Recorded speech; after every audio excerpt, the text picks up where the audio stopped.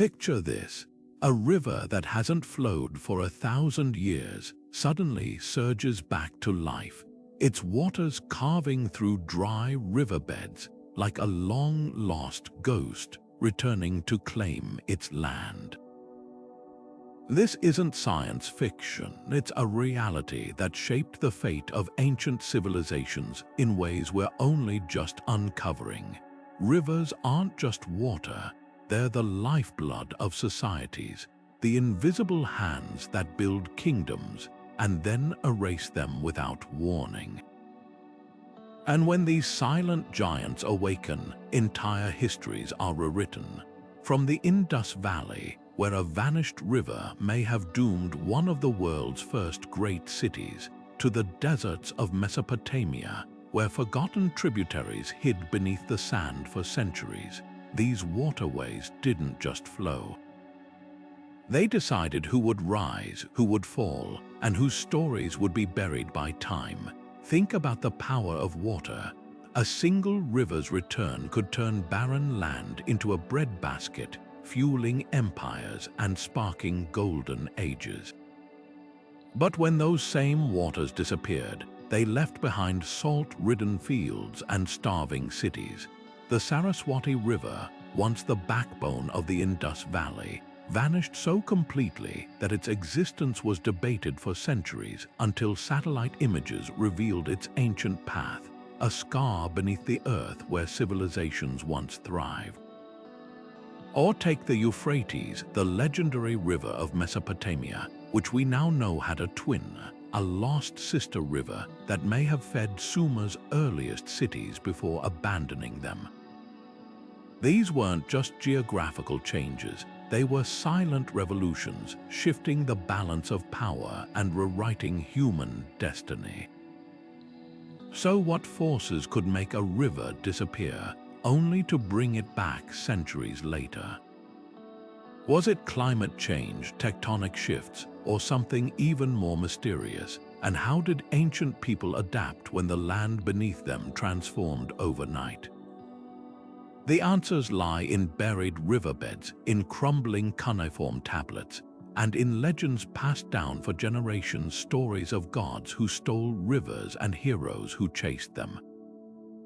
This is a journey through time to the moments when water returned like a miracle and when it vanished like a curse. Together, we'll trace the footsteps of empires that rose and fell with the tides of forgotten rivers, and uncover secrets that could even hint at our own future. Because if history teaches us one thing, it's that rivers never truly die. They just wait for the right moment to rise again. Rivers don't simply vanish by accident.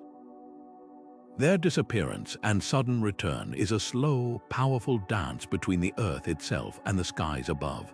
Picture a massive puzzle where tectonic plates shift like restless giants, glaciers advance and retreat like frozen tides, and monsoon winds change their ancient path.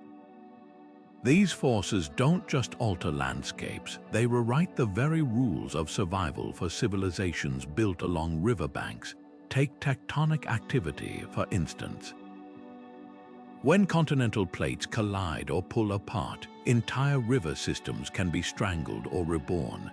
A single uplift of land might divert a river's course, leaving downstream settlements parched. But centuries later, another shift could reopen that channel, sending water rushing back into a long, dry valley. This isn't theoretical. Regions like the Himalayas are still rising today, subtly bending rivers like puppet strings. Meanwhile, in places like California's Central Valley, geological subsidence has buried ancient waterways beneath layers of sediment, only for modern drilling to reveal their ghostly paths. Then there's the role of ice. During glacial periods, colossal ice sheets act like dams, trapping meltwater in vast temporary lakes. When these icy barriers finally rupture, cataclysmic floods can carve new river channels overnight. The Scablands of Washington state bear the scars of such an event, where a glacial lake the size of Lake Erie burst free 12,000 years ago, reshaping the land in days. But on a slower scale, glaciers also feed rivers like the Ganges and Indus through seasonal melts. When these ice reservoirs shrink, as they did during ancient droughts, the rivers they sustain can wither to a trickle, only to roar back when colder, wetter cycles return. Monsoons add another layer of unpredictability. These seasonal rains don't just water crops, they determine whether entire river systems live or die. The Saraswati River, once the lifeblood of the Indus Valley, relied on monsoons that shifted eastward over centuries, leaving its bed barren. Yet sediment studies show that brief returns of wetter patterns may have briefly reawakened sections of the river, offering false hope to drought-stricken cities. Similarly, in Africa's Sahel region, buried river channels suggest that monsoon winds have expanded and contracted like breathing lungs, turning deserts into grasslands and back again over millennia. But why do some rivers vanish forever while others merely sleep? The answer lies beneath our feet. Rivers that carve deep into bedrock, like the Colorado, often persist even when flows diminish, leaving canyons as their tombstones. Yet rivers winding through soft silt or sand, like many in Mesopotamia, can fill in their own beds during dry periods, disappearing without a trace until floods scour them clean again. Underground aquifers complicate this further. Some lost rivers never truly die but instead sink beneath the surface, like the Mojave's Amargosa, which flows invisibly for miles before resurging in unexpected oases. These forces aren't just geological curiosities, they're the hidden architects of history. When a river vanishes, it's not just water that's lost. Trade routes crumble, crops fail, and gods are abandoned. But when long-dormant waters return, they can breathe life into dust, sparking golden ages where none seemed possible. The science behind these resurrections reveals a truth ancient cultures knew well: rivers have memories. And sometimes they wake up. The Saraswati River wasn't just a waterway, it was the beating heart of the Indus Valley civilization. Stretching nearly 500 miles, its waters fed crops, filled wells, and connected bustling cities like Mohenjo-Daro and Harappa to a vast trade network. Then, around 1900 BCE, something went terribly wrong. The river began to shrink, its channels drying up like cracks in the desert floor. By the time anyone realized what was happening, it was already too late. The Saraswati hadn't just faded, it had vanished, leaving behind a civilization gasping for survival. What caused this hydrological betrayal? The answer lies in the monsoon winds that once fed the river. Over centuries, these rains began shifting eastward, abandoning the Saraswati's watershed for the Ganges floodplains. Without its lifeblood, the river withered, and the cities depending on it faced impossible choices. Archaeologists have found wells in Mohenjo-Daro dug deeper and deeper as water tables dropped, a desperate race against drought. But no amount of digging could replace a river that had simply ceased to exist. Trade routes collapsed as boats could no longer navigate dried-up channels, and crops failed in fields that had been fertile for generations. The result? A slow-motion exodus, with families abandoning homes their ancestors had lived in for centuries. Yet the most haunting discovery came millennia later. Satellite images revealed something astonishing. The Saraswati hadn't died permanently. Sediment cores show brief periods, centuries after the civilization's collapse, when water returned to its ancient bed. Imagine the hope or heartbreak of any remaining survivors seeing the river's ghostly resurgence, only for it to vanish again. This wasn't just a climate tragedy, it was a cruel tease from nature. The Indus Valley's fate holds eerie parallels for our modern world. Like them, we build cities assuming rivers will flow forever. But the Saraswati story is a warning: water is never guaranteed. When a civilization's lifeline disappears, even the most advanced societies can crumble. The difference, we have the tools to see these changes coming, if we choose to look. The Euphrates wasn't always alone. Beneath the golden sands of Mesopotamia, satellite images have uncovered the ghostly outline of another river, one that once flowed as its twin, splitting the land like a branching vein. This lost waterway, now known as the Urshat River, was the silent partner to the Euphrates, shaping the fortunes of Sumer's earliest cities. While the Euphrates became legendary, its forgotten sibling faded into obscurity, buried under layers of silt and time. Yet its absence holds the key to understanding why some city-states rose to glory while others crumbled into dust. Take the ancient city of Nippur, for example. Once a thriving religious center, it sat along the Urshat's banks, benefiting from its waters just as much as did from the Euphrates. But when the Urshat began shifting course, Nippur's priests found their temples stranded, their canals running dry. Meanwhile, cities like Lagash, nestled securely along the Euphrates, flourished. This wasn't just bad luck, it was a hydrological lottery, and the losers paid dearly. The Sumerians didn't take these changes lying down. When rivers betrayed them, they fought back with ingenuity. The world's earliest known irrigation systems weren't just about watering crops, they were desperate attempts to reroute what little water remained. Archaeologists have found clay tablets detailing disputes over canal access, arguments so heated they led to the first written laws. The Code of Ur-Nammu, etched in stone over 4,000 years ago, didn't just punish theft or violence. It spelled out who had the right to water and when. But why did the Urshat vanish? The answer lies in sediment. Unlike the Euphrates, which carved deep into the landscape, the Urshat meandered through loose silt, its path easily reshaped by floods or even human intervention. Over centuries, as farmers dug canals and diverted its flow, the river fragmented, its waters scattering into marshes before disappearing entirely. Yet traces remain hidden beneath fields where wheat now grows, or in the ruins of cities that once thrived on its banks. This lost river's legacy isn't just about water, it's about power. The cities that controlled the Euphrates became empires, while those tied to the Urshat faded into footnotes. Even today, satellite images reveal ancient canals that once tried and failed. To reconnect with the shifting river, they stand as silent testimony to humanity's oldest struggle, the battle to control nature's most precious resource.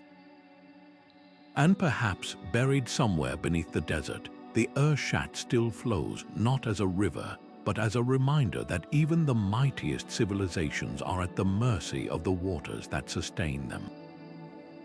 The Nile we know today, a single, sinuous lifeline cutting through the desert, isn't the Nile that built the pyramids.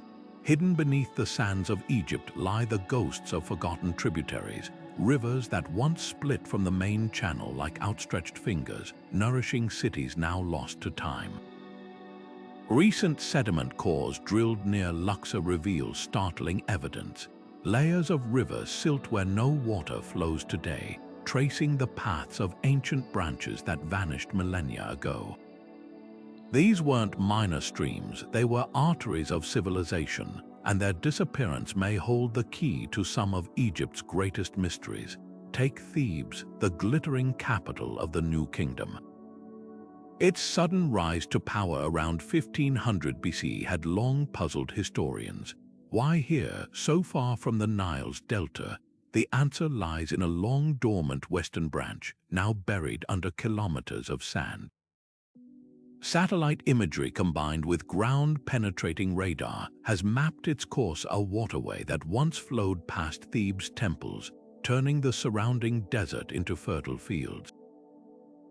This branch didn't just provide water, it created a strategic advantage, allowing Thebes to control trade routes inaccessible to rivals along the main Nile.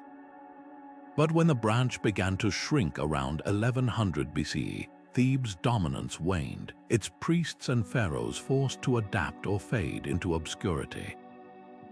Meanwhile, other settlements weren't so lucky. The city of Jedit, once a thriving hub in the eastern delta, now lies stranded in arid wasteland.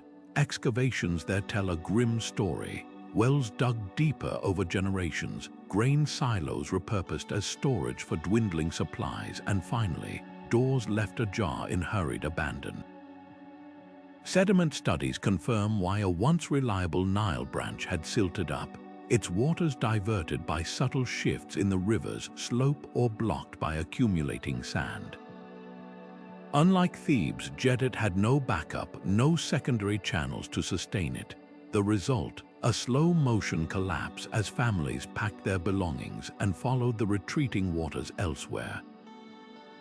But how does a river branch simply vanish? The Nile's fate was shaped by two invisible forces, sediment and sea levels. Every flood deposited layers of silt, gradually raising the riverbed until water spilled into new paths, a process called avulsion. Meanwhile, rising Mediterranean sea levels during wetter climatic periods pushed freshwater further inland, creating temporary branches that thrived for centuries before retreating. These weren't sudden catastrophes, but slow, inevitable transformations, like watching a clock's hour hand move. The most tantalizing clue comes from an unexpected source: ancient fishing nets. Archaeologists working near Tel Edfu found nets designed for deep water species like Nile perch, odd, given the site's current location, far from any significant body of water. The explanation: a lost branch once flowed there, wide and deep enough to support thriving fisheries. When the branch dried up, the fishermen either adapted or left, their nets abandoned in the mud like signatures on a forgotten contract. These vanished waterways do more than rewrite maps, they rewrite history. Thebes' golden age, Jedit's collapse, even the strategic choices of pharaohs, all were shaped by rivers that no longer exist. And perhaps most hauntingly, the same forces that giveth also taketh away. As modern dams and climate change reshape the Nile once more, we're left to wonder, which of today's cities might one day be stranded by the river's next great shift? Beneath the Amazon's dense canopy lies a secret one that's rewriting everything we thought we knew about the rainforest's past. This isn't just a jungle, it's a graveyard of rivers, their ancient channels now buried under centuries of sediment and growth. But thanks to cutting-edge LiDAR technology, archaeologists are peeling back the layers, revealing a hidden network of waterways that once connected societies across vast distances. These weren't just streams, they were highways, bustling with trade canoes carrying everything from exotic feathers to precious stones. And where these rivers flowed, civilizations flourished in places we'd never expect. Take the Marajora culture, which thrived on an island the size of Switzerland at the mouth of the Amazon. For decades, historians assumed this was a marginal society, clinging to survival in a flooded landscape. But LiDAR scans tell a different story. The images show raised earthworks, sprawling plazas, and most tellingly, canals linking settlements across miles of what's now impassable swamp. These weren't just ditches, they were carefully engineered waterways designed to harness the rhythm of seasonal floods. When the rains came, the canals filled, turning the Marajora's world into a Venice of the tropics, where boats replaced roads and water dictated daily life. What's even more astonishing is how these rivers shaped agriculture. Today, the Amazon's soil is notoriously poor, but the Marajora and others like them didn't rely on natural fertility. They built it. Along those lost riverbanks, archaeologists have found terra preta, black earth, a rich, human-made soil packed with charcoal, pottery shards, and compost. This wasn't just dirt, it was a technological breakthrough, allowing crops to thrive where they shouldn't. And the key, those buried rivers, their seasonal floods deposited fresh nutrients, while the canals let farmers control water flow with precision unseen in modern industrial agriculture. But why did these waterways vanish? The answer lies in the rainforest's relentless cycle. Rivers here don't just change course, they're erased. As trees fall and sediment builds, old channels fill in, while new ones carve fresh paths elsewhere. Climate shifts played a role too. Periods of drought starved some tributaries, while others swelled unpredictably. The Marajora's canals, once a marvel of engineering, became traps as the rivers they depended on retreated or flooded uncontrollably. LiDAR reveals the aftermath: abandoned earthworks half swallowed by the jungle, their purpose forgotten until now. Yet the most tantalizing clue comes from pottery.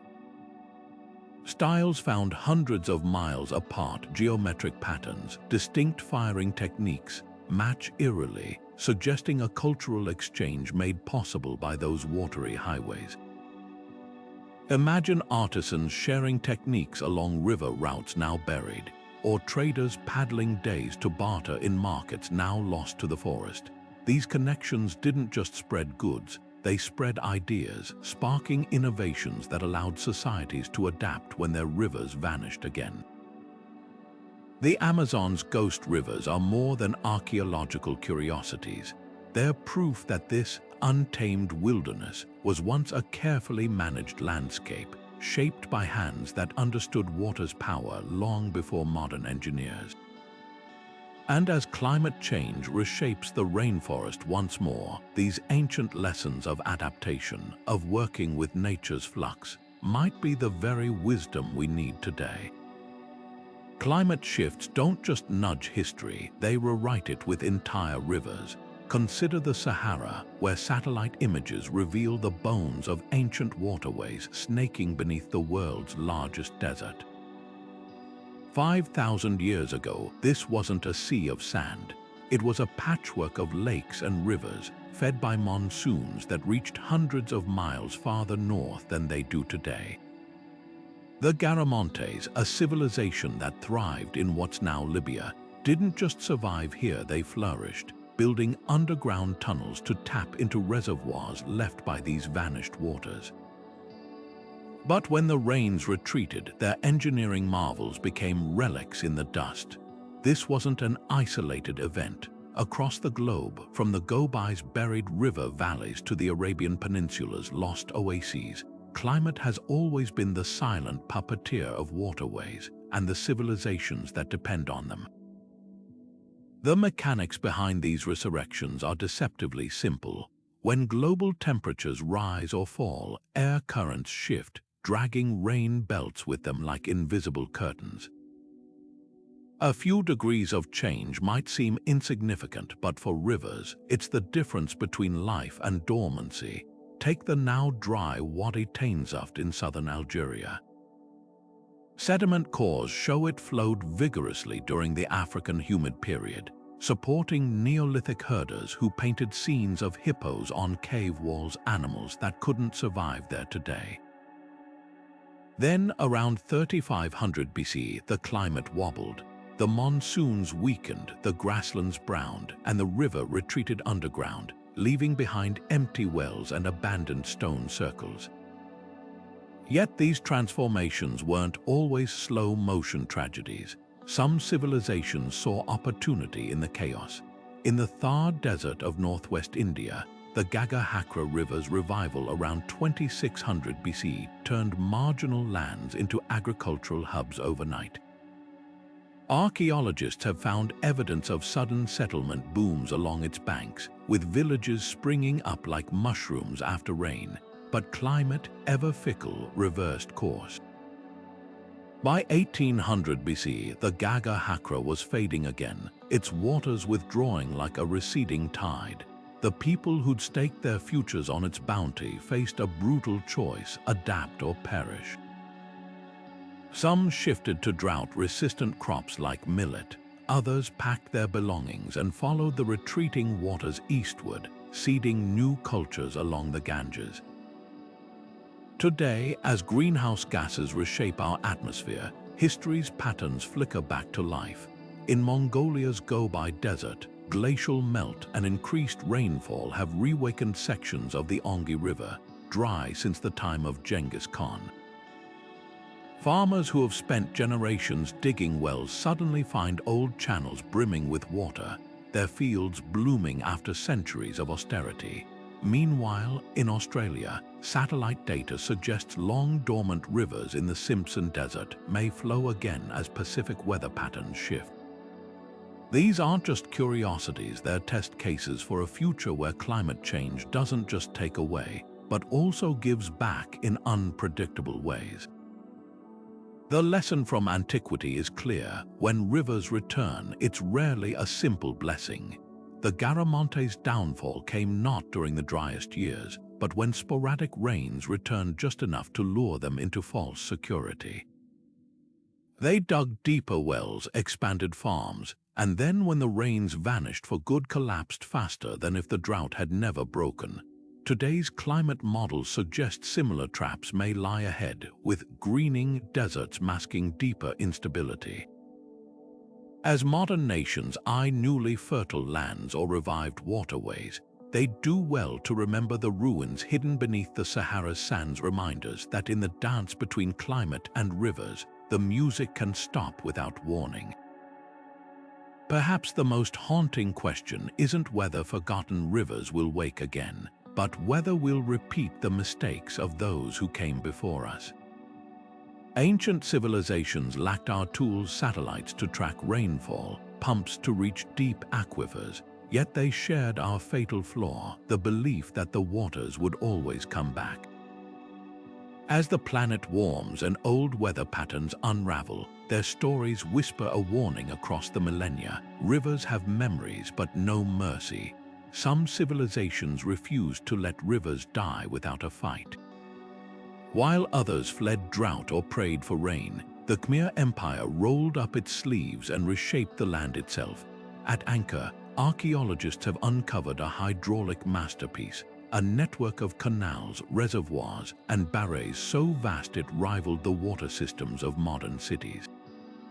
But here's the twist: many of these waterways weren't just moving water.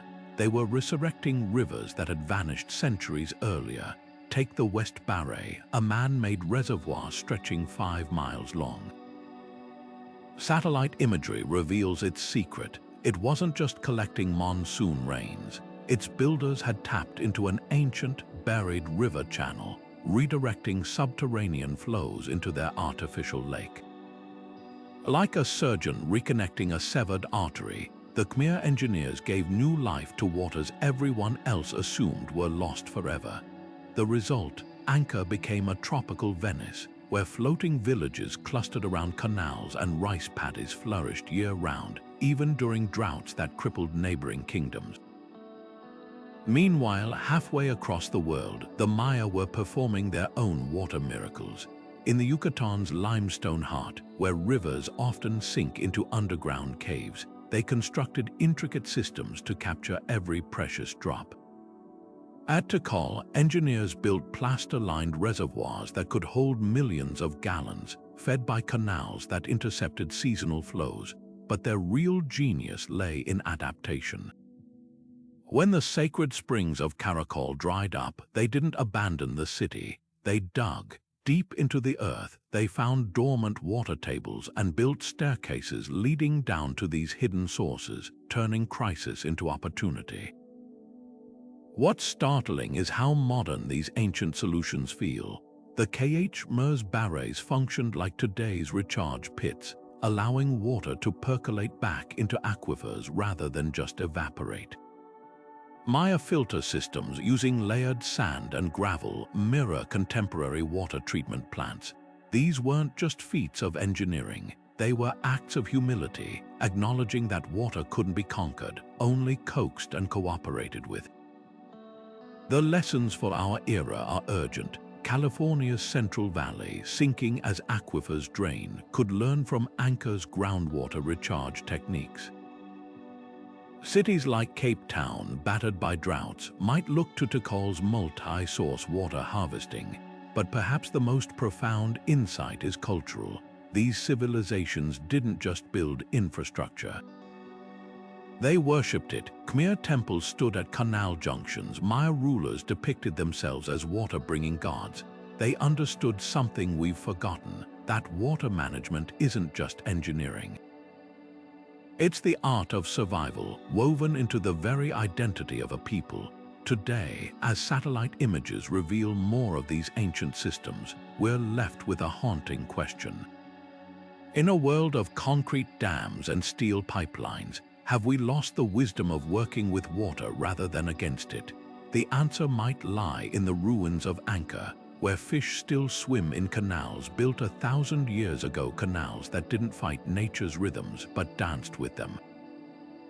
The Oxus and Jaxartes rivers didn't just flow through Central Asia, they were the lifeblood of empires. Known today as the Amu Darya and Sudarya, these mighty waterways once carved a green ribbon through the desert, sustaining Persian outposts, Silk Road caravans, and thriving agricultural cities like Samarkand and Bukhara.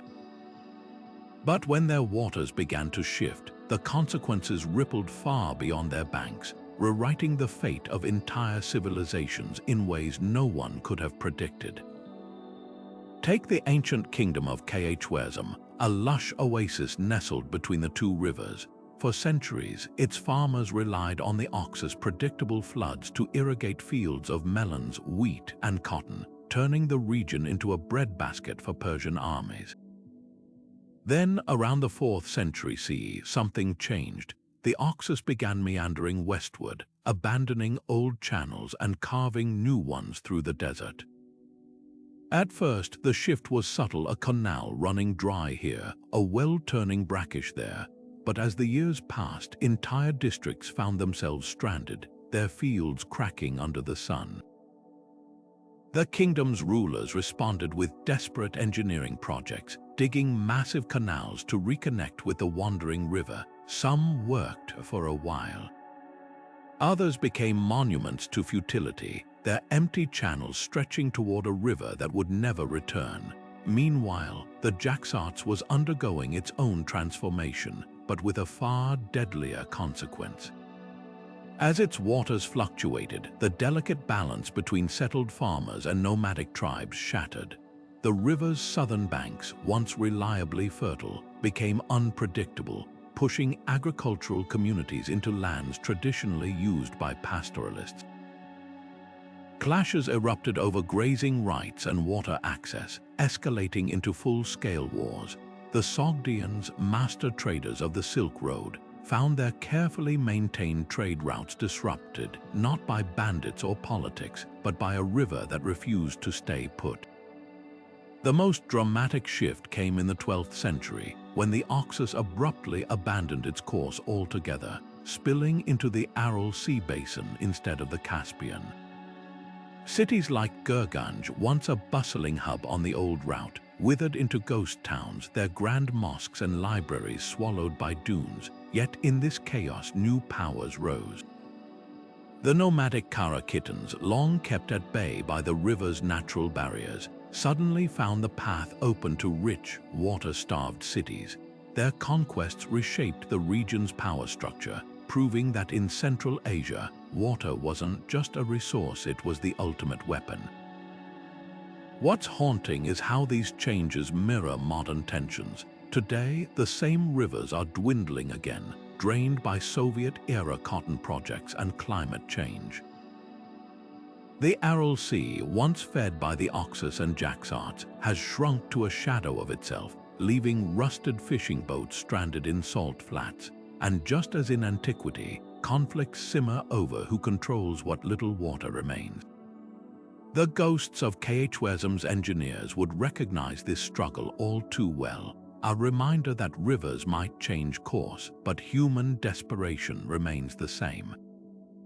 The true legacy of these ghost rivers lies not in their disappearance, but in the patterns they left behind.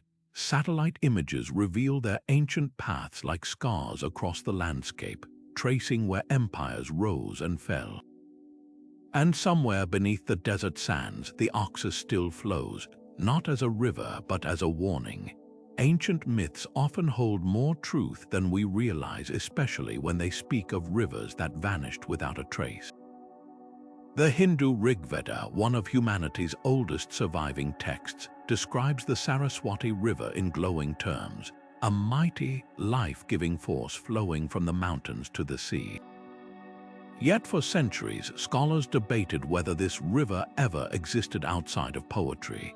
Then, in the 1980s, satellite images revealed a massive, dried-up riverbed exactly where the Rig Veda placed it, a waterway that had disappeared 4,000 years earlier.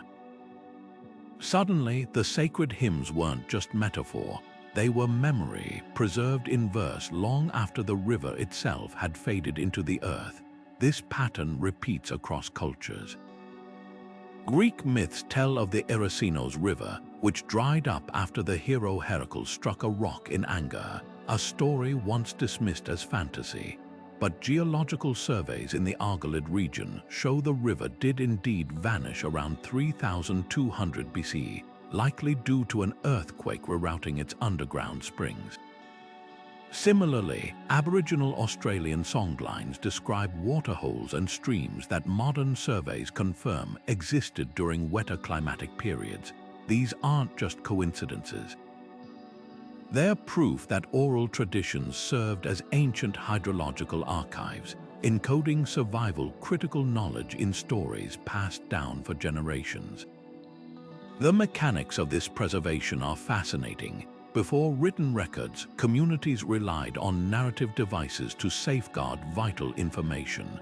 A river's disappearance might be attributed to a god's wrath or a hero's deed, but the core fact that the water had once flowed and then stopped remained intact. Take the Mesopotamian legend of Enki, the water god who abandoned his temples when rivers shifted course. Modern sediment studies near show this myth aligns with a catastrophic drought around 2200 BC, when the Euphrates tributaries dried up abruptly. The story's supernatural elements made it memorable, ensuring the warning endured even as the civilization that birthed it crumbled. But how do we distinguish myth from memory? Clues often lie in specificity. The Rig Veda doesn't just praise the Saraswati, it names its tributaries, describes its seasonal floods, and pinpoints its confluence with other rivers, details too precise for pure invention. Similarly, Norse sagas recount voyages along Greenland's coast with accurate navigational details, despite being written centuries after the region's rivers froze over. These accounts weren't just storytelling, they were survival manuals preserving routes and resources for future generations. The most compelling evidence comes from cross-referencing. When multiple cultures describe similar events like the widespread flood myths found from China to Mesopotamia to the Americas, it's worth asking what real-world phenomena they might reflect. Geologists now suspect many of these stories echo post-glacial sea level rises around 7,000 years ago, which drowned coastal rivers and reshaped continents. The Greeks remembered this as the Deluge of Deucalion, the Maya as the Wrath of Hurricane. Different names, same catastrophe. Yet myths don't just record disasters, they sometimes predict resurgences. The Yolngu people of northern Australia tell of the Baralku, an underground river that will one day rise to reclaim the land. Intriguingly, core samples show their Arnhem Land territory sits atop vast paleochannels, dormant for millennia but capable of reactivating if monsoons intensify. Could this legend be a millennia-old contingency plan, waiting for the day when the waters return? These stories do more than satisfy our curiosity. They offer a lens to view our own era of climate flux. When the Klamath tribe recounts how the river once moved like a snake, they're not just preserving the past, they're documenting patterns that could repeat. As modern scientists scramble to model future water shifts, they're increasingly turning to indigenous knowledge, recognizing that some datasets span not decades, but dozens of generations. The lesson is clear: when a river vanishes from the land, it doesn't always vanish from memory, and sometimes those memories hold the key to survival. The desert doesn't give up its secrets easily. For centuries, explorers and archaeologists walked right over the bones of vanished rivers, unaware of the waterways hidden just beneath their feet. But today, we're witnessing a revolution, one where satellites orbiting miles above Earth can spot what the human eye could never see. This isn't just technology, it's time travel. Take the sprawling Thar Desert in northwest India, where infrared sensors aboard NASA lands at satellites detected subtle variations in vegetation and soil moisture. These seemingly insignificant patterns traced the outline of a monster, a river system over 4 miles wide, its course matching ancient Sanskrit descriptions of the Saraswati River exactly. Suddenly, a legend became geography. Ground-penetrating radar adds another layer to this detective work. In the dense jungles of Cambodia, teams armed with these devices uncovered a network of canals linking Angkor's temples to long-vanished tributaries of the Mekong. The radar waves revealed something astonishing. The canals weren't just for transport. They formed a precise grid, aligning with celestial events and engineered to redistribute monsoon floods across thousands of acres. Without ever breaking ground, archaeologists could see how an empire had tamed its rivers, and how those rivers eventually broke free, their shifting courses undermining the very foundations of Angkor's greatness. But the real game changer, hyperspectral imaging. Unlike regular satellites that capture visible light, these sensors detect hundreds of wavelengths from infrared to ultraviolet. In the Mesopotamian plains, this technology spotted mineral deposits left by evaporating water, chemical fingerprints that mapped forgotten branches of the Euphrates. One such lost channel explained a mystery: why the ancient city of Sippar thrived while neighboring settlements crumbled. The answer was etched in the soil, a river bend that had diverted precious water to Sippar's doorstep for centuries before vanishing into the dust. Perhaps the most poignant discoveries come from LiDAR, which strips away jungle canopies to reveal landscapes untouched for millennia. In the Amazon, these laser scans exposed raised causeways connecting settlements across what's now impassable swamp.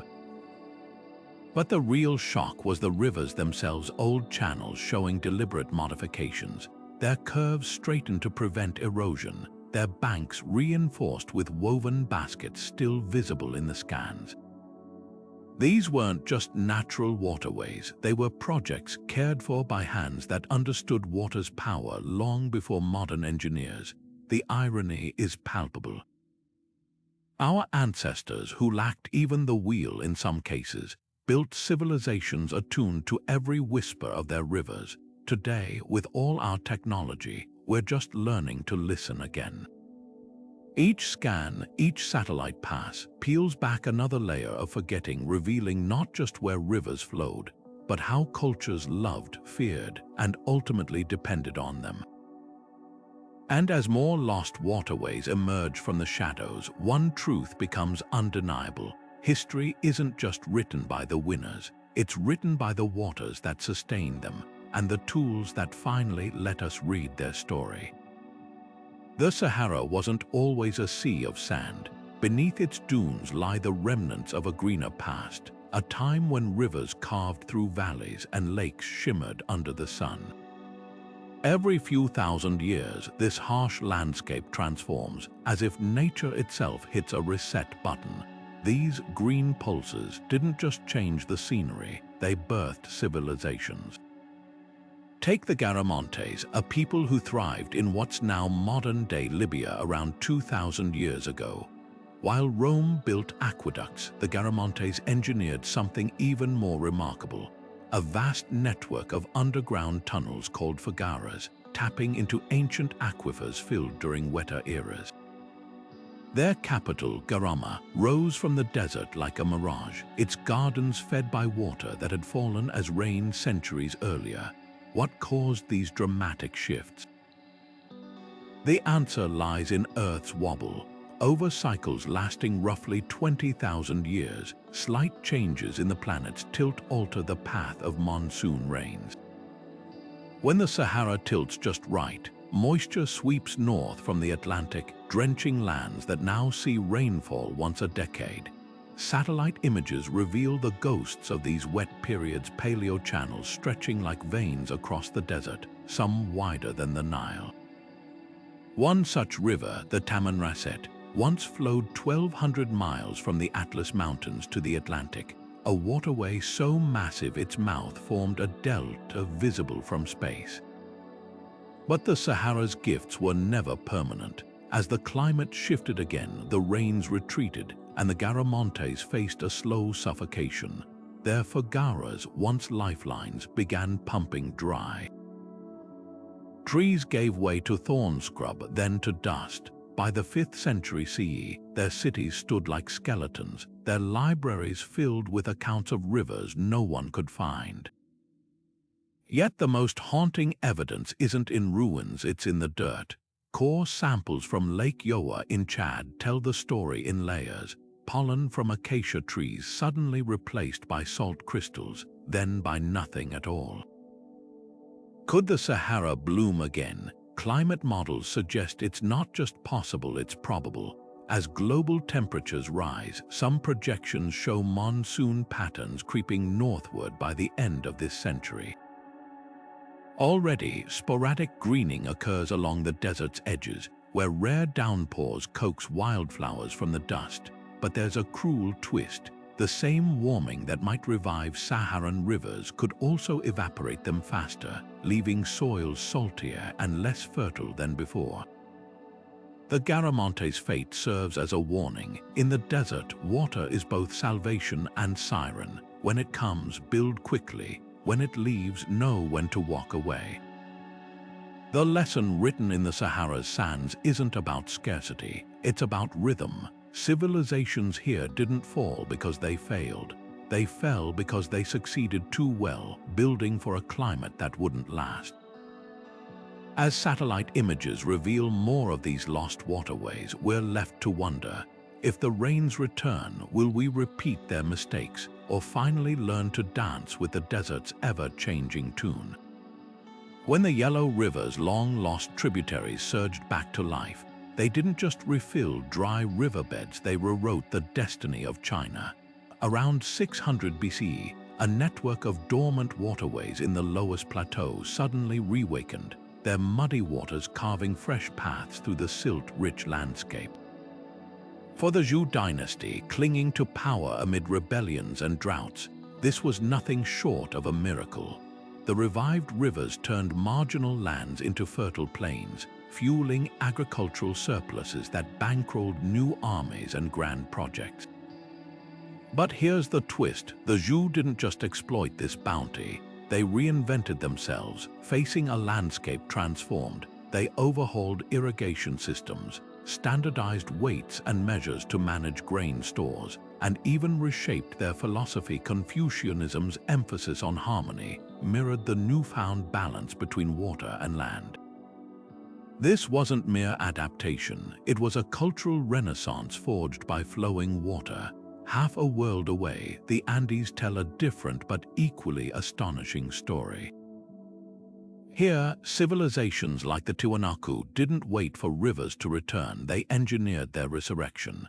When erratic rainfall caused the Katari River to vanish for decades, they built raised fields called suka kolas, transforming swampy lowlands into productive farmland.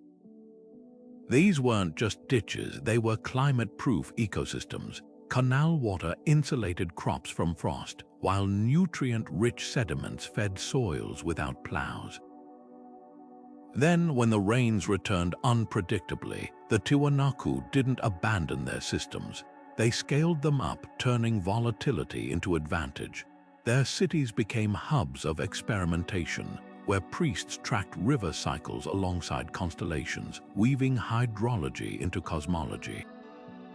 The common thread, innovation sparked by necessity. Along China's Yellow River, metallurgy advanced as artisans harnessed water power for bellows and hammers. In the Andes, textile dyes flourished using minerals washed down by newly active streams. Even governance evolved. Both regions saw centralized states rise, not through conquest, but by managing water's chaos. The Qin dynasty's legendary bureaucracy emerged from the need to coordinate dike repairs. The Wari Empire's terraced farms required communal labor on an unprecedented scale. Yet these transformations weren't without risk. Societies that bet too heavily on resurgent rivers often faced brutal reckonings. The Tang dynasty's golden age crumbled when the Yellow River shifted course catastrophically, flooding thousands of square miles. The March of Peru built canals to harness revived rivers, only to see El Niño storms obliterate their work in days. The difference between triumph and tragedy lay in flexibility. Cultures that diversified water sources, like the Chimu with their coastal fog nets, outlasted those tethered to a single river's whim. What's most striking is how these ancient reinventions echo today. China's South-North Water Transfer project eerily mirrors Zhou-era canals, while Andean farmers still revive Suca collis during droughts. The lesson isn't just about resilience, it's about seeing rivers as collaborators rather than commodities. When waterways return, they don't just offer water, they invite reinvention. And the societies that listened didn't just survive, they thrived. The Tigris River didn't just flow through Assyria, it rewrote the map of power with every twist of its course. Ancient cuneiform tablets from Nineveh's archives tell a story modern geologists are only now confirming. This wasn't the stable, predictable river we see today. Its waters slithered across the Mesopotamian plains like a serpent, abandoning cities and elevating obscure villages to greatness with little warning. Take Ashur, the original Assyrian capital. For centuries it thrived as a trade hub, its docks bustling with goods from Anatolia and the Persian Gulf. Then around 1200 BC, clay records complain of the river turning its face away. Core samples drilled near the site reveal why. The Tigris had begun migrating westward, leaving Ashur's harbors high and dry. Within generations, the capital shifted 90 miles north to Kalhu, a previously insignificant town suddenly blessed with direct river access. But the Tigris didn't just move, it played favorites. Satellite imagery combined with Assyrian military annals reveals a startling pattern. Whenever the river curved toward a rival kingdom, Assyrian kings launched preemptive wars to secure the new waterway. When the Tigris shifted toward Babylon around 850 BC, King Shalmaneser Roman III didn't just invade. He built an entire canal network to fix the river's loyalty, etching his name into its banks with stone monuments. This wasn't mere conquest, it was hydraulic geopolitics. The river's whims could destabilize entire regions, as downstream cities like Opis found when silt buildup choked their access, reducing them to footnotes in Babylonian chronicles. The most dramatic shift may be hiding in plain sight. A recently translated tablet from Sennacherib's reign boasts of taming the wild Tigris through massive engineering projects. Archaeologists long assumed this referred to his famous aqueduct at Jerwan, but ground-penetrating radar near Mosul tells a different story, evidence of an artificial channel dug to divert the river's main flow toward Nineveh. The gamble worked spectacularly, turning the city into an agricultural powerhouse. Yet within a century, nature struck back. Sediment analysis shows the diverted channel silted up uncontrollably, forcing the Assyrians to abandon their own capital's lifeline. What's chilling is how these ancient struggles mirror modern tensions. Today, Turkish dams and Iraqi drainage projects have left the Tigris a shadow of its former self, sparking disputes over water rights. The difference: the Assyrians worshipped the river as a god, offering sacrifices to appease its moods. We've replaced reverence with control, but the Tigris still holds the cards. Its buried channels whisper a warning. Civilizations rise and fall by water's grace, and rivers never forget who came before. Rivers didn't just carry water, they moved worlds. Picture a caravan of Sogdian merchants, their camels laden with silk and silver, trudging across the sun-baked plains of Central Asia. For generations, they'd followed the same well-worn path between Samarkand and Kashgar, a route secured by treaties and tradition. Then, without warning, the Zarafshan River, dry for centuries, surged back to life. Its waters carved through the desert like a thief in the night, rewriting the rules of trade in a single season. Suddenly, the old route was obsolete. The new riverbanks became the hottest real estate on the Silk Road, and merchants who'd spent lifetimes building networks found their fortunes evaporating like morning mist. The Zarafshan's resurrection wasn't just a geographical quirk, it was an economic earthquake. Overnight, towns like Panjikent, once dusty way stations, became thriving ports where goods from China, Persia, and Byzantium changed hands. Excavations here reveal warehouses packed with Tang Dynasty porcelain and Byzantine gold coins, all deposited during the river's brief resurgence in the 6th century CE. But the real story lies in what's missing. Digs along the old overland route show abandoned caravanserais, their walls still scorched from hasty fires, as if the merchants who'd camped there fled mid-meal. These weren't just changes in logistics, they were upheavals that shattered livelihoods and reshaped empires. Take the Sasanian Persians, who'd long taxed the overland Silk Road. When the Zarafshan reawakened, their toll stations became ghost towns, while the Hephthalite nomads, masters of riverine trade, rose to dominance. The shift was so abrupt that Sasanian coins from the period show a frantic debasement of silver as tax revenues plummeted. Meanwhile, the Hephthalites minted new currency stamped with river motifs, flaunting their control of the waterways. This wasn't just about commerce, it was about survival. A single river's whim could bankroll an empire or bankrupt one.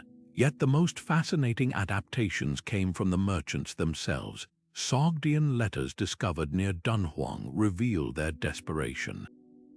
One trader, Nanai Vandak, wrote to his partner in panic, "The river has stolen our road, send boats."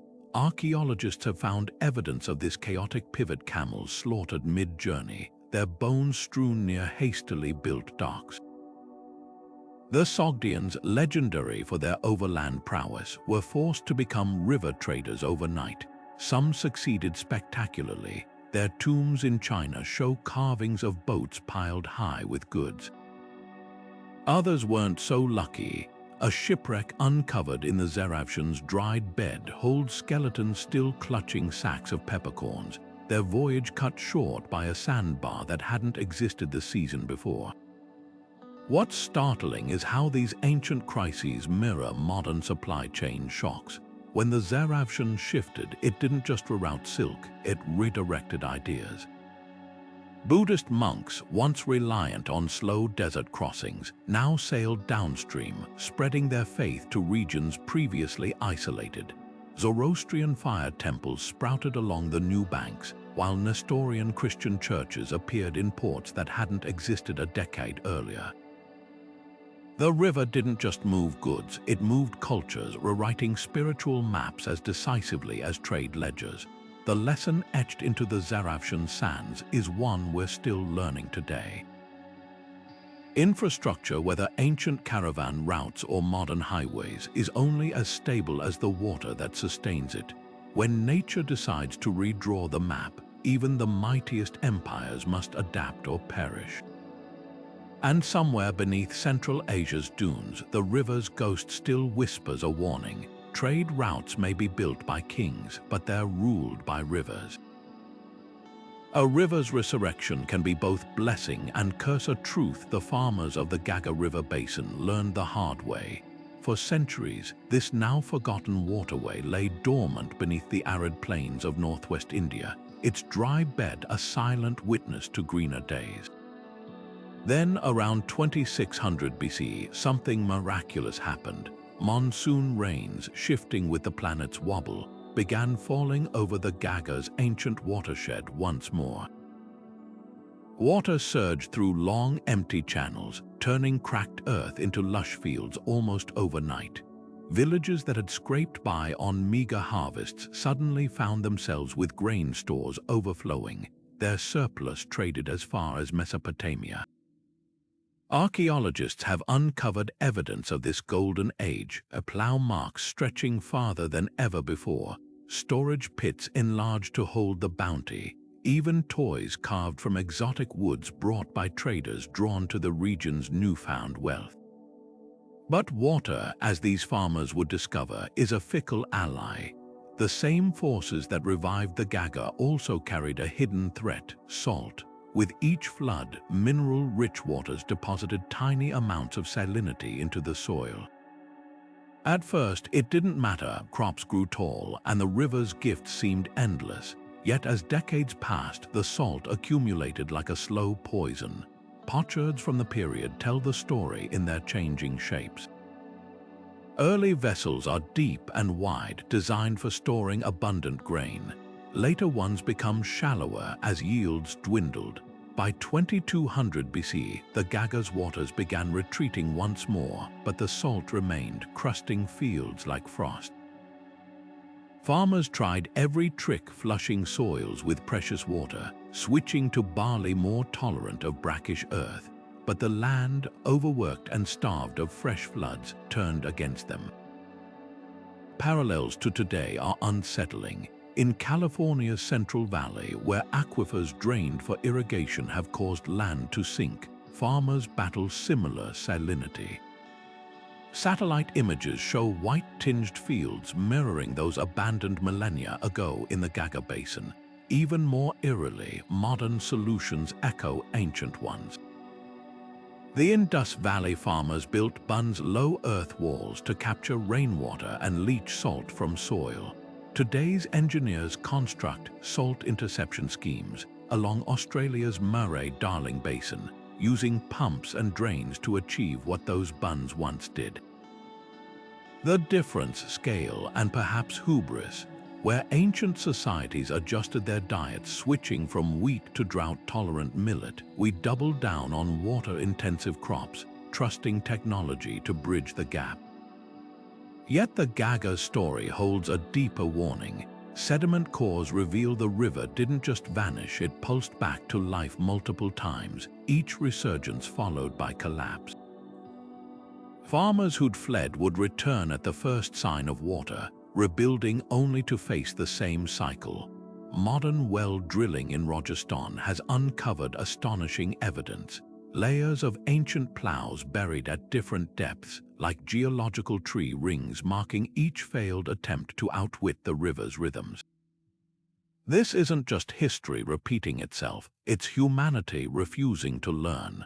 The Gaggar's legacy isn't one of defeat, though. In its brief returns, farmers developed innovations we're only now appreciating. They perfected seed storage in airtight pots, allowing them to preserve viable crops through dry spells. They bred early strains of drought-resistant crops whose genetic descendants still feed millions. Most crucially, they left behind a lesson written not in clay or stone, but in the very chemistry of the soil. Water's gifts come with strings attached, and the true test of a civilization isn't how it thrives when rivers flow, but how it endures when they don't. The Ganges isn't just a river, it's a goddess descending from heaven to cleanse the sins of humanity. This divine status wasn't just poetry, it shaped entire civilizations. When the river's tributaries shifted or ran dry, the spiritual earthquake rivaled the physical one. Take the ancient Saraswati, revered in the Rigveda as the best of mothers. When its waters vanished, the hymns didn't stop. Instead, priests performed elaborate sacrifices at its dry bed, as if their devotion could summon the river back from the underworld. Archaeologists have found fire altars lining the Saraswati's paleochannels, their layers of ash showing generations of rituals conducted long after the last drop flowed. These weren't just ceremonies, they were acts of defiance against the unthinkable, a world where gods abandoned their children. Egypt's Nile festivals took the opposite approach. Instead of pleading for water's return, they celebrated its reliability until it faltered. During the New Kingdom, the annual flood was so predictable that priests marked temple walls with nilometers, precise gauges to measure the river's life-giving rise. But when the Nile's forgotten branches dried up, the rituals grew desperate. Papyri from the Third Intermediate Period describe processions where statues of the god-happy personification of the Nile were carried not to the riverbank, but to desert shrines where springs had once bubbled.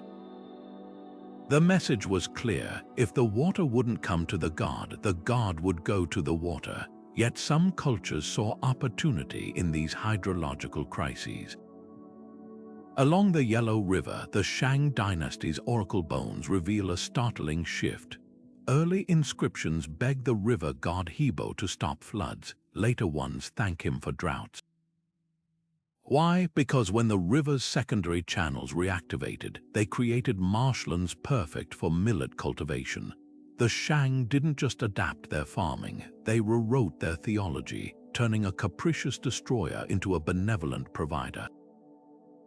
The most haunting transformations happened when rivers returned unexpectedly. In Mesopotamia, the sudden resurgence of the Urshat River around 1800 BC was seen as divine intervention. Cylinder seals from this period show the water god Enki holding not his usual overflowing vase, but a measuring rod, a symbol that the waters had returned by precise calculation, not random chance.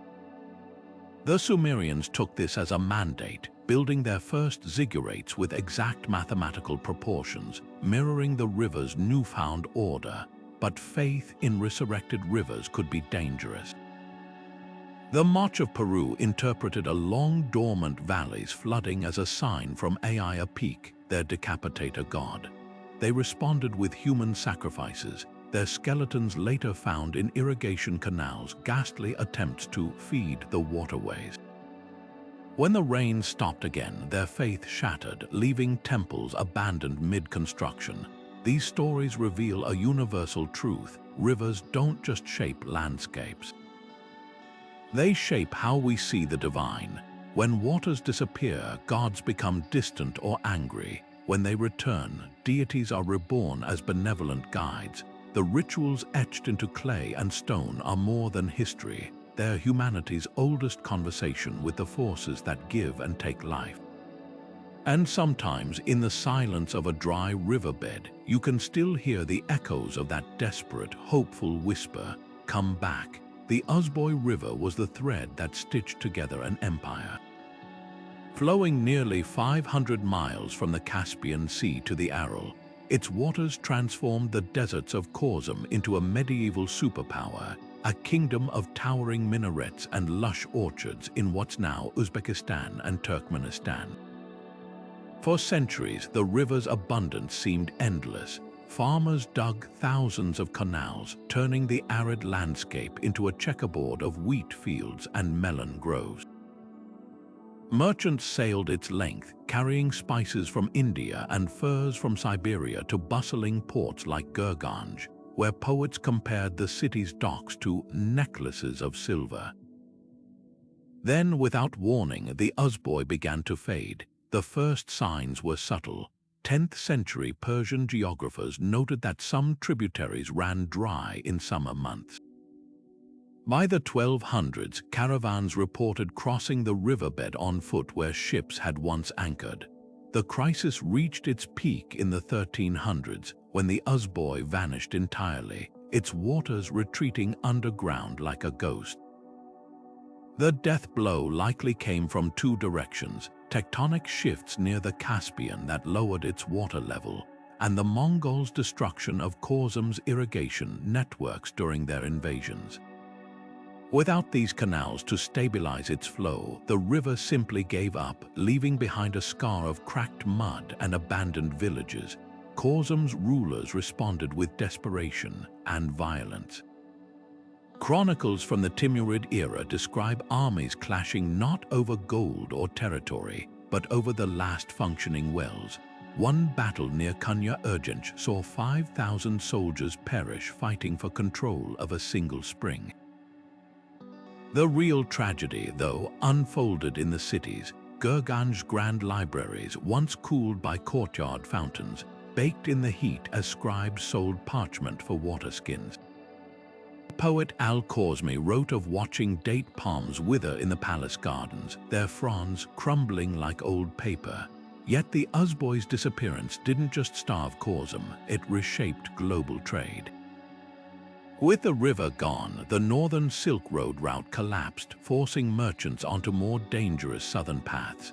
The Genos, who'd maintained trading posts along the Caspian shores, abandoned their outposts, shifting Europe's focus to Mediterranean sea routes. Even the balance of military power shifted. The Golden Horde, reliant on Khwarezm's grain, found their cavalry hobbled by starving horses, while desert tribes like the Turkmen adapted faster, turning to hardy camel breeds that needed less water. Today, the Uzboys' ghost lingers. Soviet-era irrigation projects briefly resurrected sections in the 1960s, only to drain the Aral Sea instead.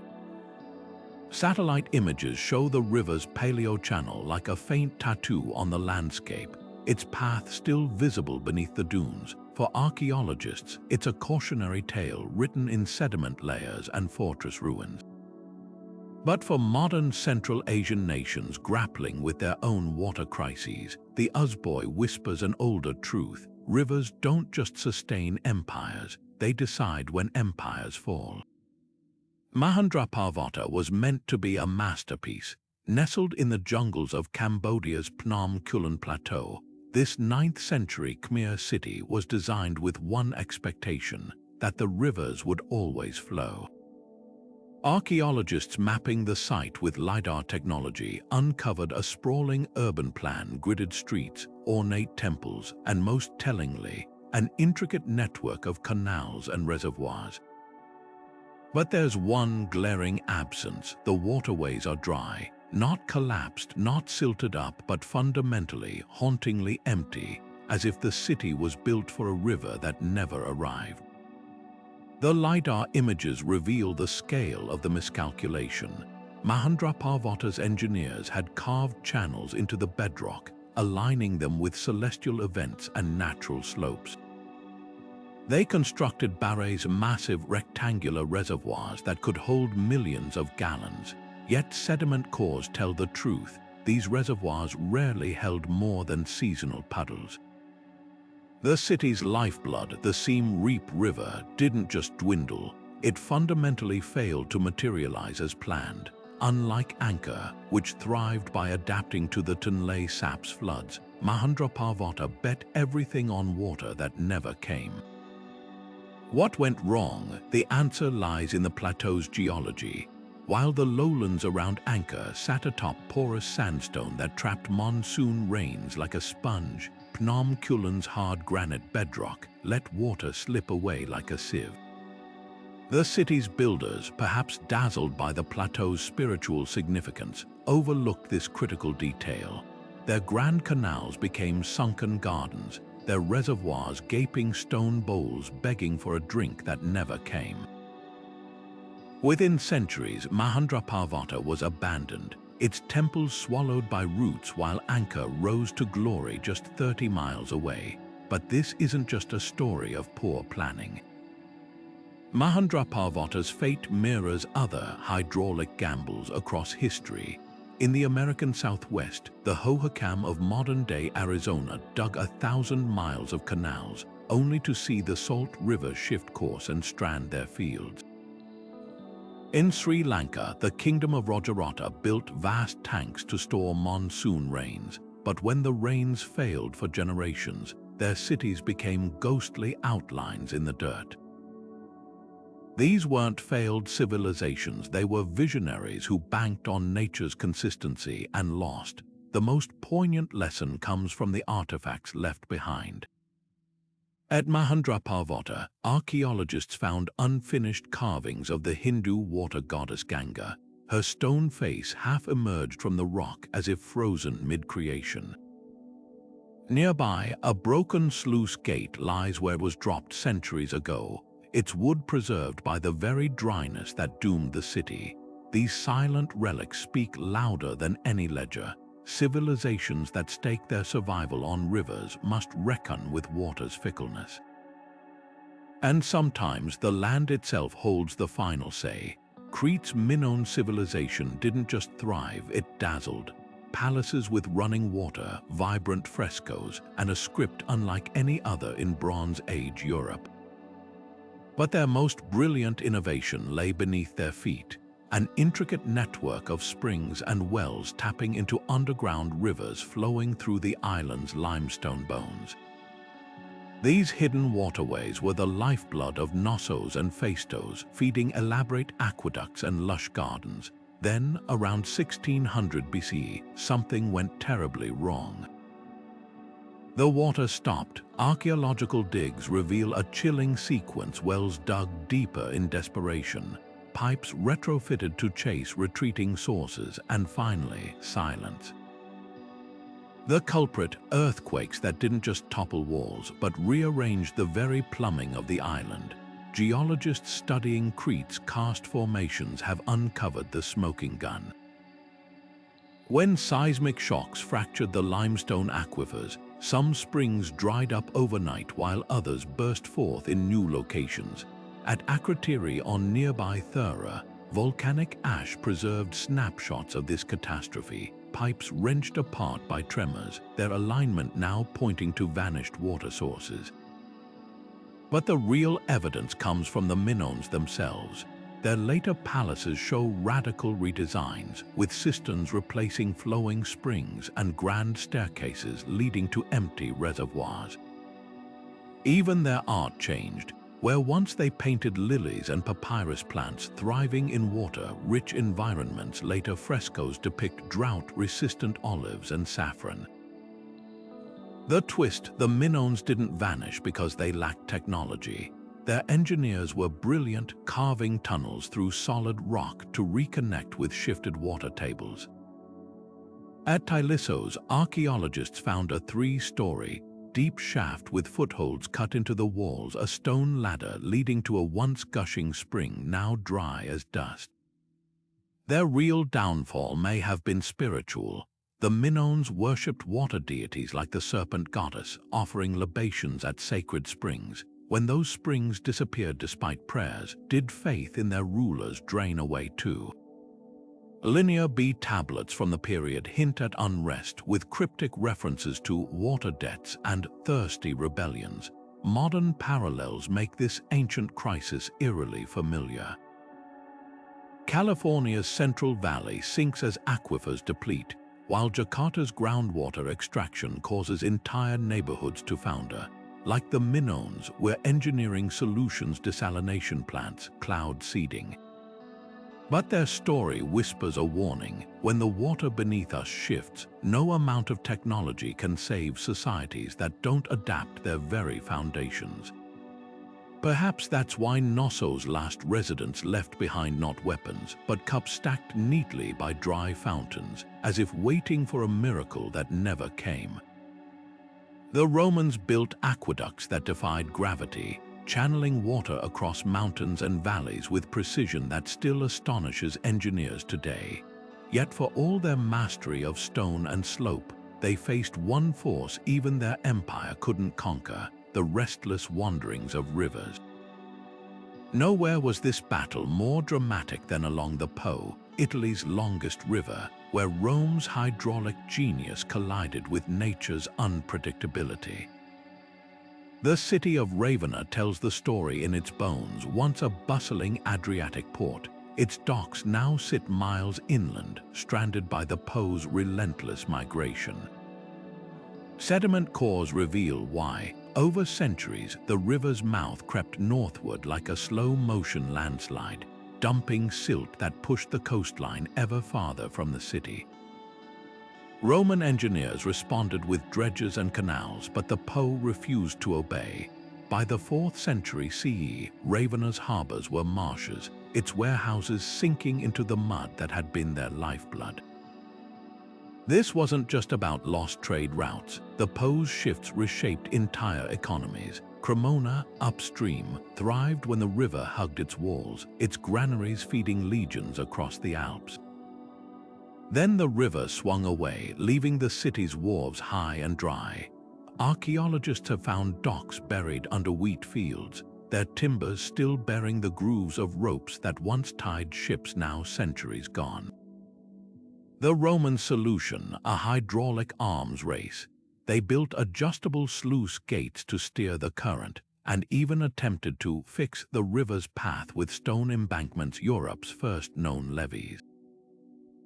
But the Po had its own ideas. A single flood in 380 CE ripped through their defenses, carving a new channel overnight and drowning the very farms those walls were meant to protect. What's startling is how modern these ancient struggles feel. Today, Venice battles the same forces that doomed Ravenna, its foundations sinking as the Po's sediments compact beneath it. Modern engineers, like their Roman predecessors, are learning the hard way that rivers don't follow blueprints. The Po's latest trick, a phenomenon called tidal pumping, where salt water from the Adriatic sneaks upstream during droughts, poisoning freshwater aquifers. The Romans recorded similar crises in lead pipes corroded by brackish water, their version of our contaminated wells. Yet the Po wasn't just a destroyer. Its fickleness bred innovation. When the river abandoned Adria, a key port in the Venetian lagoon, locals didn't just mourn, they reinvented.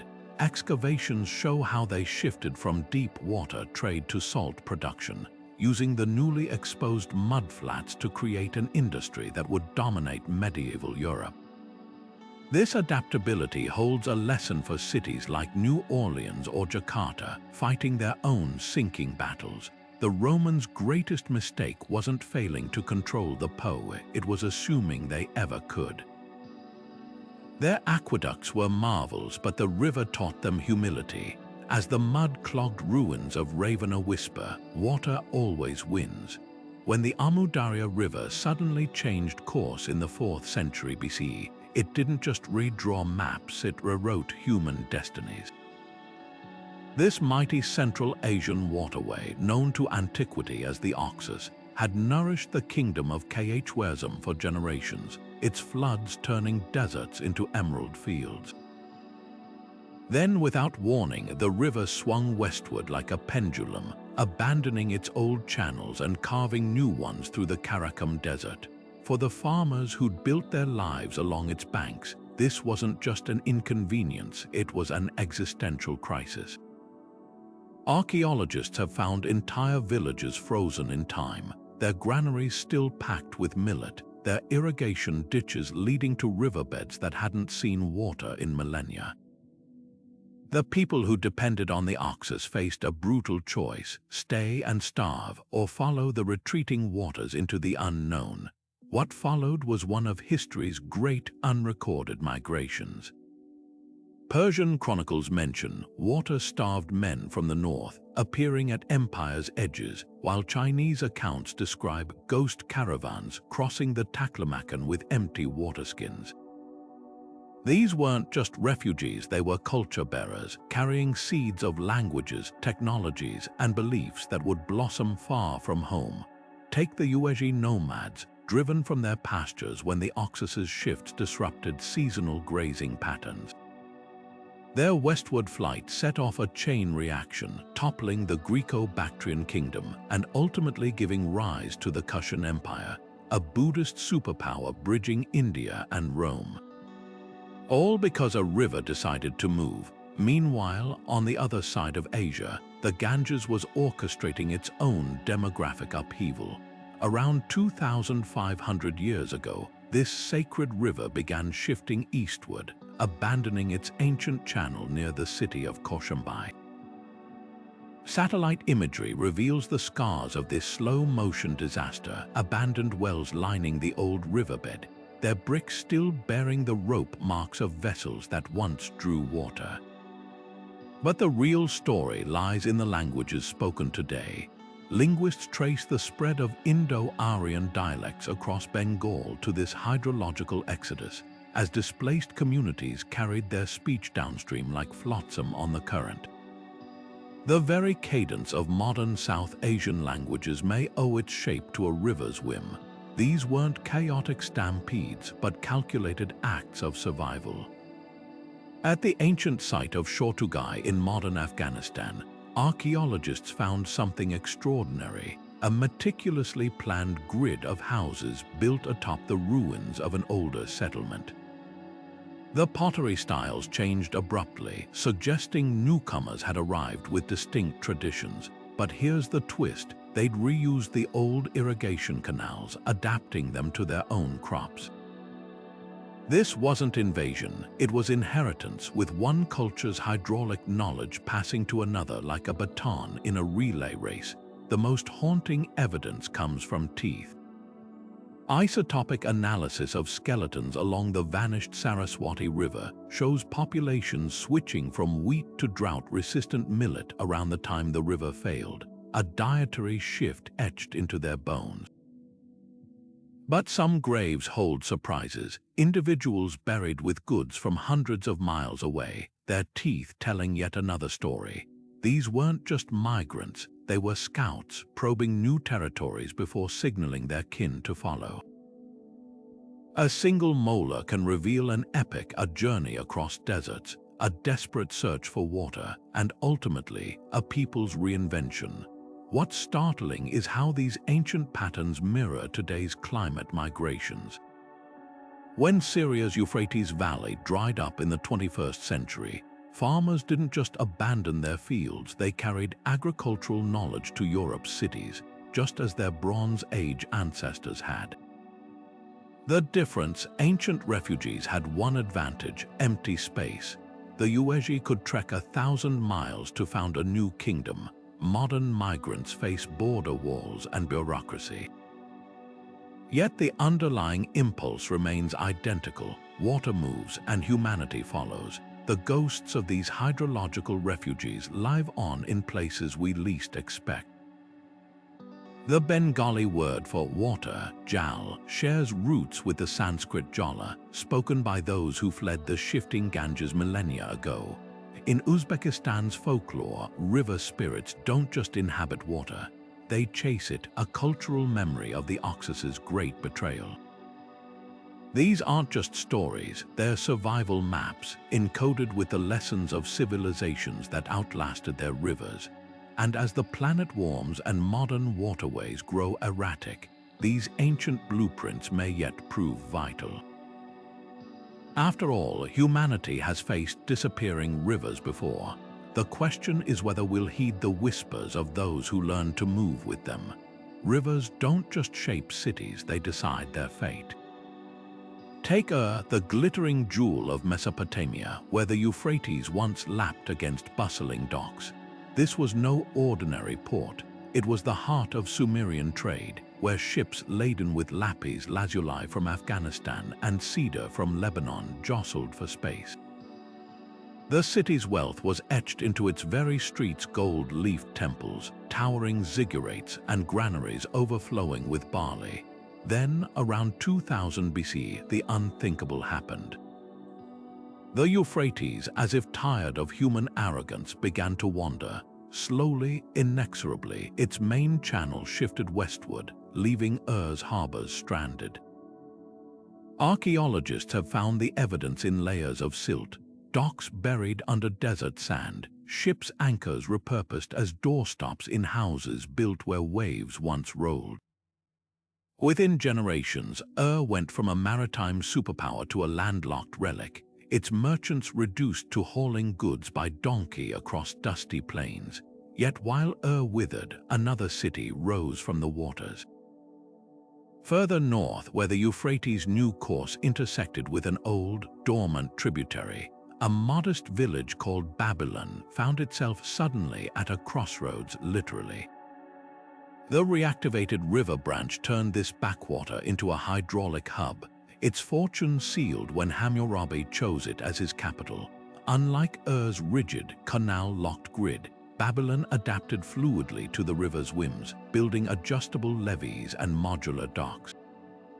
Its greatest innovation, the Marduk Canal, a man-made channel that harnessed the Euphrates' new path, ensuring the city would never suffer Ur's fate.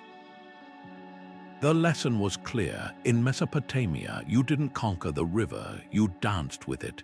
The same drama played out along the Indus Valley, where the city of Mohenjo-Daro clung to the Saraswati River's fading embrace. As its waters retreated, the city's engineers dug deeper wells and built massive citadels to store rainwater.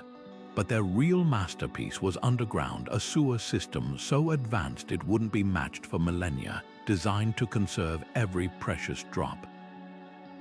For a time it worked, then the river vanished entirely, and no amount of engineering could save them.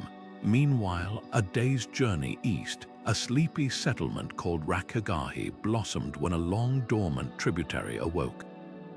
Overnight, its fields turned emerald, attracting artisans and traders fleeing Mohenjo-Daro's drought. Rakhigahi's humble granaries swelled into storehouses, its dirt paths paved with bricks stamped by a new elite. The twist: geological surveys show the Saraswati's revival was temporary, a last gasp before drying up for good. Rakhigahi's golden age lasted just long enough to rewrite history before joining its rivals in dust. What separated the survivors from the lost? Adaptability. At archaeologists found tablets lamenting the gods' injustice as the river left. At Babylon, they found engineering schematics updating with each flood season. One civilization saw the river as a birthright, the other as a partner. Today, their ruins tell parallel stories: the skeleton of Ur's docks, preserved in arid silence, and Babylon's waterworks, still visible beneath modern Iraq's farmlands. The difference between a city that drowned in its own pride and one that learned to swim with the current. The Nabatians didn't just survive in the desert, they turned scarcity into an art form. While empires rose and fell along mighty rivers like the Nile and Euphrates, this ingenious civilization carved their destiny into the cliffs of Petra, a city where water was more precious than gold. Their secret, a mastery of water capture so advanced that their systems still baffle engineers today. In a land where rain fell just a few days a year, they built networks of cisterns, channels, and dams that could squeeze every drop from a passing cloud. The scale was staggering: over 200 reservoirs hidden in the rock, some large enough to hold millions of gallons, their walls lined with waterproof plaster mixed with crushed pottery. But their real genius lay in anticipation. They didn't wait for drought, they planned for it. Terracotta pipes funneled water from miles away, while cleverly sloped pavements directed runoff into underground storage, keeping it cool and safe from evaporation. Modern cities facing water crises could learn from their playbook. Las Vegas, for instance, captures stormwater in a fraction of the volume the Nabatians achieved, while California's reservoirs lose enough water to evaporation each year to supply millions. The Nabatians' methods weren't just efficient, they were resilient. When Roman conquerors tried to replicate Petra's systems in their own desert outposts, they failed miserably. Their rigid aqueducts couldn't adapt to the desert's whims. The Nabatians, by contrast, built flexibility into every component. Their dams weren't just barriers, they were redirectors designed to guide flash floods gently into storage rather than resist them. In a world where climate change makes rainfall ever more unpredictable, this ancient approach, working with chaos rather than against it, feels startlingly modern. Yet the Nabatians' legacy isn't just about technology. It's about mindset. They treated water as sacred, embedding its stewardship into their culture. Their temples weren't just adorned with water motifs. They functioned as distribution hubs, with priests doubling as hydraulic engineers. Compare that to today's leaking municipal pipes and over-tapped aquifers, where water is often seen as a disposable commodity. The Nabatians' reverence for every drop allowed them to thrive in conditions that would break modern cities. The hopeful twist: their techniques are being rediscovered. In Jordan's Wadi Fainan, archaeologists and engineers have restored Nabatian water systems to serve modern Bedouin communities, proving these ancient solutions still work. Meanwhile, in Peru's Lima, a city perched on the edge of a desert, planners are reviving pre-Incan fog nets inspired by Petra's moisture traps. Even high-tech desalination plants now study Nabatian evaporation control methods to boost efficiency. The lesson isn't that we must abandon modern engineering, but that we'd be fools to ignore the past. As the Colorado River dwindles and ancient aquifers collapse, the Nabatians whisper across the centuries: scarcity isn't destiny. It's a challenge to innovate not just with steel and concrete, but with humility and wisdom. Their cities didn't just endure the desert, they danced with it. And in a world racing toward a thirsty future, that dance might just be our salvation.